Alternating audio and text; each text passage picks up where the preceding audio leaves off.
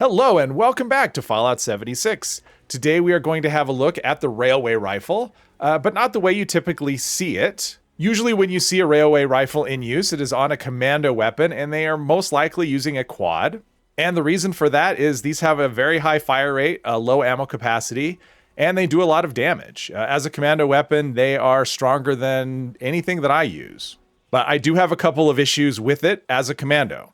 Number one, the ammo is incredibly heavy, and I do like to carry a lot of ammo on my commando characters. So the weight just adds up way too quickly for my liking. The other is the recoil. They are fantastic VATS weapons, but if you use them out of VATS when they are automatic, the recoil is so high you end up shooting at the sky after a couple of shots. So I was playing on my Rifleman the other day, and I got this out of a mutated party pack, and it seemed not so much great for a commando, but for Rifleman, it seemed like it was something that would be worth trying. I haven't actually used these on a Rifleman before. It's Aristocrat, so 50% more damage. I really like that. Replenish AP on each kill. That's nice. It's fine.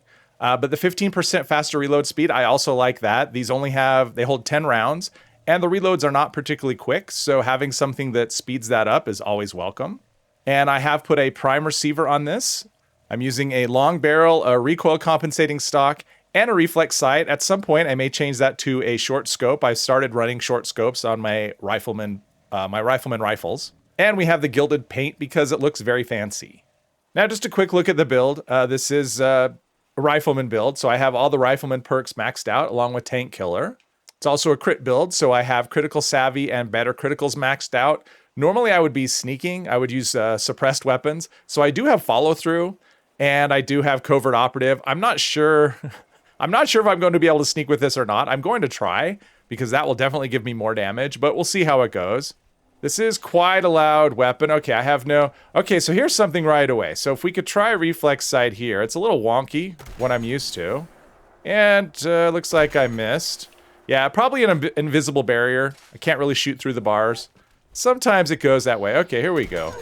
Wow, okay. This thing hits pretty hard. Now you cannot fire as fast as you pull the trigger. Typically you get back more railway spikes than you use. So this is a weapon you'll slowly accumulate ammo. But there is a slight delay. Let's see, do we have a crit? No, we don't. Nope. There is a slight delay from when you pull the trigger. That wasn't even a crit, but that was. Nice damage.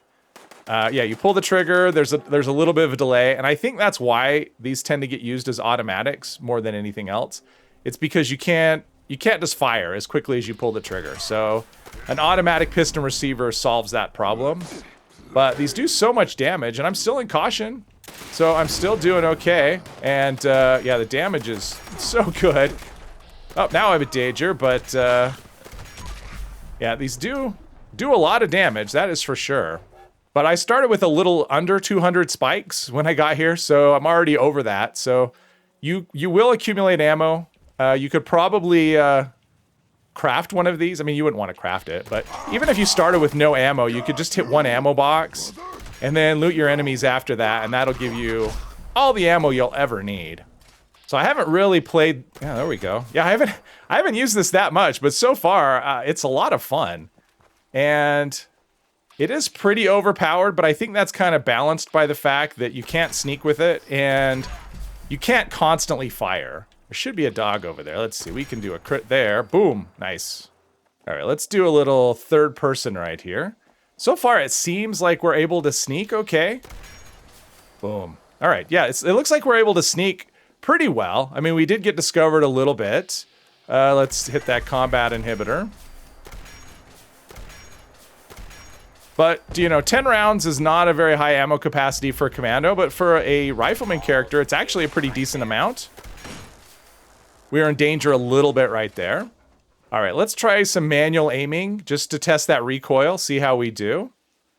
Let's see. I'm not so good with that, but yeah, you could see, I mean, it does have a bit of a bounce, but it comes right back on center. So even for manual aiming, this is much improved over, where did he go? It's much improved over the automatic version, and it hits like a truck. Now, since we do have it primed, I think it makes sense to test it out against some Scorched and a Scorch Beast. Maybe, if it gets close enough. Yeah, against Scorched, not a problem. I'm detected. Well, Thought I was. Can we do we have a crit? We do. Ooh, that's actually decent considering how far away we were. And we're still in caution. So that's actually pretty good. So for a stealth character, this is, at least so far, seems like it's not so bad. And the damage is crazy. And another thing is if you do get detected, you won't be detected for long. If I can get some hits in, there we go. Critical hit, oh, that's pretty good damage. And the AP cost is actually pretty reasonable for a rifle. It's typical. It's nothing amazing. I know these have a really good AP cost for a commando. Crit. There we go. Yeah, this is, wow. Yeah, this thing is really nice. I like it a lot. Now I am full on in danger, though. Okay, let's see about some Mirelurks here. Oh, okay, there is a Mirelurk King. Yeah, the downside is they do tend to be pretty perceptive from what I've seen, and so sneaking against them, yeah, not so easy even if it's suppressed, but this does enough damage to take him down quickly. But the real reason we come here is for the Mirelurk Queen. Let's see what we can do. Unfortunately, I don't have Tormentor or any kind of crippling perks. But, wow. Yeah, the damage is pretty good. I am in danger right away, which is not a surprise. Headshot. Wow, okay. But, yeah, she does, wow. She does a lot of damage. Okay. A lot of damage. Let's, yeah, and unfortunately those reloads slow us down a bit, but we should be able to take her down. Wouldn't say relatively easy because, her rush is pretty quick and her melee attacks hit pretty hard, so, yeah, it's why I tend to want to sneak when I fight her. There we go, okay. Not completely drama-free, but we got the job done in the end. All right, let's wake up our big green friend here. Pretty good damage, and we're still in caution, so we should be able to get a big damage bump on our next shot when it's a critical. So, yeah, that's a pretty good amount of damage. Finished him off very quickly.